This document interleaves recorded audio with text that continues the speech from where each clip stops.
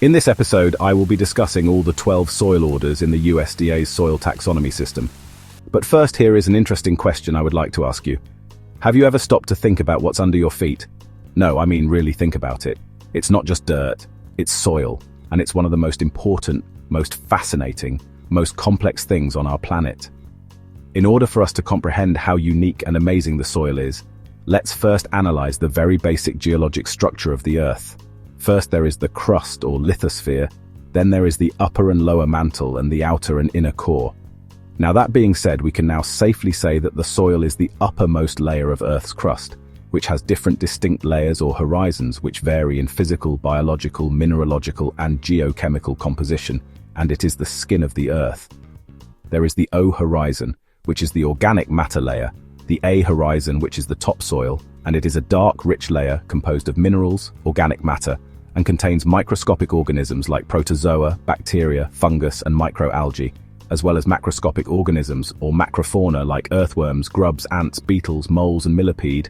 Then there is the E horizon, which is the leached layer, is where minerals and organic matter has leached downwards, leaving behind coarser sand and silt. Then there is the B horizon, which is the subsoil, which is the zone of accumulation or eluviation, which acts as a storage center for materials that have been leached from layers above, accumulating minerals, clay, and other materials, and it has lower plant nutrients and has less microbial life than the A horizon. Then there is the C horizon, made up of regolith or parent rock material, and then there is the D or R horizon, made up of consolidated bedrock. The soil is a living, breathing system. It gives us food, cleans and filters our water, supports ecosystems. It's a mixture of minerals, organic matter, water and air, all working together in a beautiful scientific symphony. Soil scientists classify soils into different groups to understand them better. The biggest groups are called soil orders. There are 12 soil orders in the USDA'S, or the United States Department of Agriculture's, soil taxonomy system, which represents distinct groupings of soils based on their observable and measurable properties. Knowing about these 12 soil orders helps soil scientists to better understand the structure, mineralogical, biological, chemical and physical properties of the soil, as well as soil behavior. First up, we have the entisols. These are recently formed soils with few horizon development. To remember entisols, think of river floodplains or areas where new soil forms after a flood. These soils are young and haven't developed many layers yet. Next are the inceptisols. These are young soils with poorly developed horizons. For inceptisols, picture an inception or the very beginning of a more complex story. Now let's talk about andisols. These are volcanic soils. They formed as a result of the weathering of volcanic ash and other volcanic materials. To remember andisols, think of the Andes Mountains. The Andes are full of volcanoes, and that's exactly where you find these soils. Finally, in this group, we have the gelisols. These are the frozen soils of the world, or soils with permafrost near the surface. For gelisols, think of the frozen ground found in the Arctic tundra. These soils remain frozen for most of the year, making them unique and challenging for plant life. Let's move on to histosols. These are organic soils, primarily made up of decaying plant and animal matter, which are organic soils like peat. To remember histosols, think of history.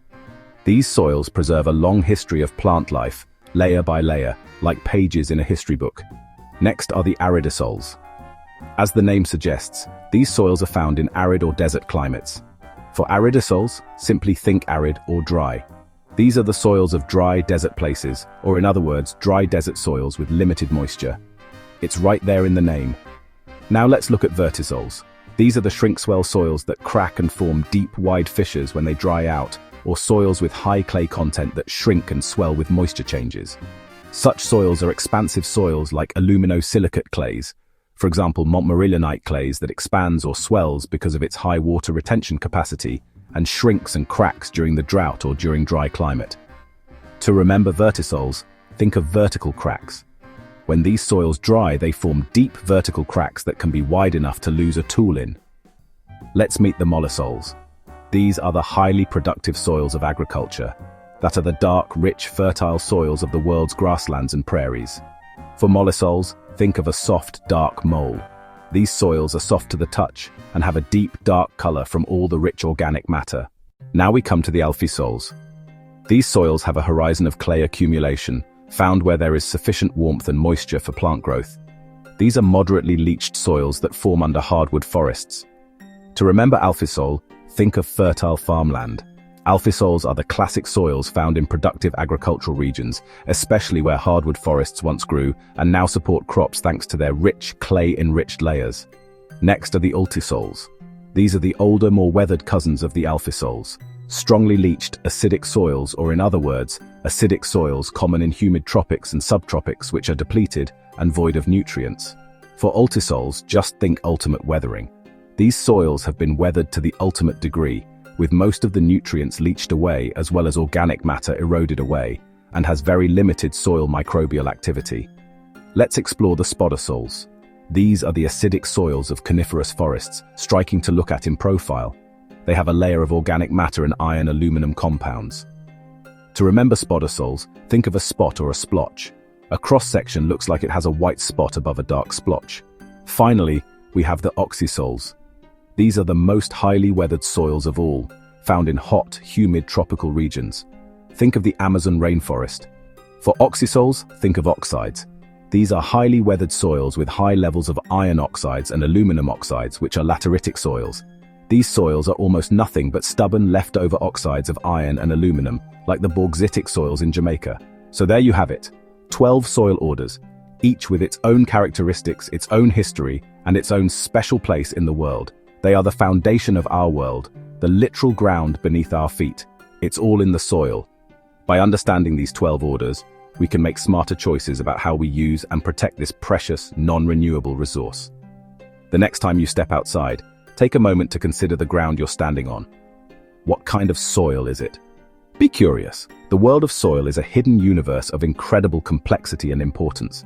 And that, my friends, is science at its most elemental and most awesome. In our next episode, I will be delving deeper into analyzing and discussing the layered geologic structure and composition of the Earth. So stay tuned in for that future geoscience episode, and don't forget to subscribe to the Soil Mineralogist channel and click the notification bell.